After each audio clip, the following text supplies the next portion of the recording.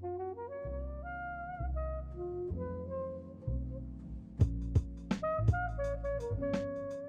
what's going on everybody? My name's Jack from RatedComics, and in today's video, I'm going to be doing another comic book review on Symbiote Spider-Man Crossroads Issue number 1.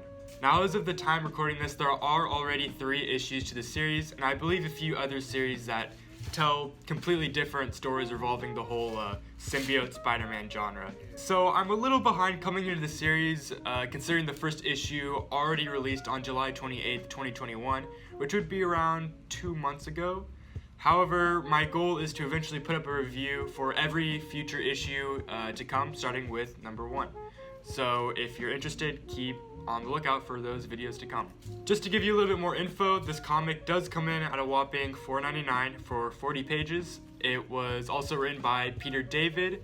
The cover artist is by Greg Land, and the penciler also being Greg Land. Quick disclaimer, like I do with all my comic book reviews, I'm just going to be giving an overall summary. After that, I'll let you know a few of my thoughts about the book, and lastly, give a comic book rating out of 10.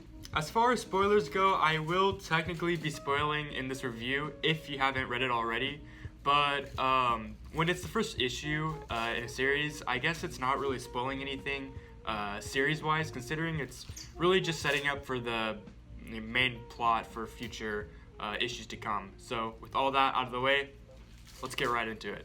Starting off, this comic takes place around the year of 1984, when Spider-Man returns to New York City just coming back from the events of the first Secret Wars. Little does Peter Parker know that his newly sleek black symbiote suit, acquired from Battleworld, is trying to take over his body, which would later go on to be commonly known as Venom. The story is set at a time where Peter Parker is still working as a photojournalist for the Daily Bugle, while also balancing his relationship with his girlfriend, Felicia Hardy, aka Black Cat.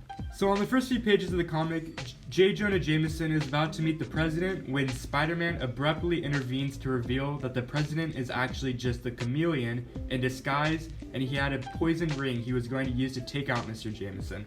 Spider-Man then lets Chameleon know that someone has their laser sight on him, and that he better comply and tell him where the real president is, as he obviously is being held for ransom. So after that's solved, moving on a little forward, Spider-Man realizes that Black Cat is waiting for him.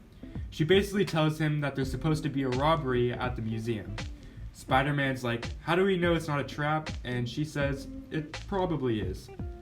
There's a Viking exhibit at the museum where Moondark is there, and he kind of hypnotizes all the security guards as he attempts to steal the Norn Power Stone.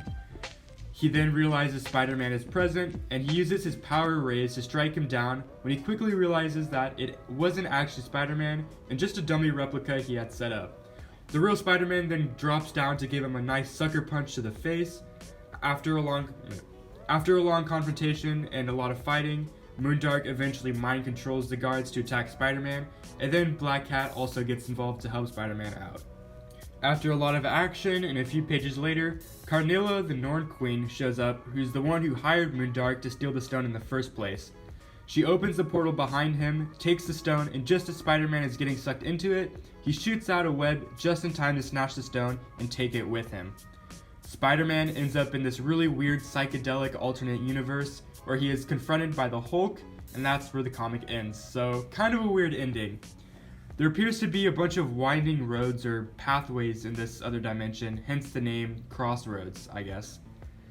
Now, I do know that Peter David also writes for Hulk, so that most likely is why Hulk makes an appearance at the end here. I don't know where the series could be headed next, but I'm definitely looking forward to finding out.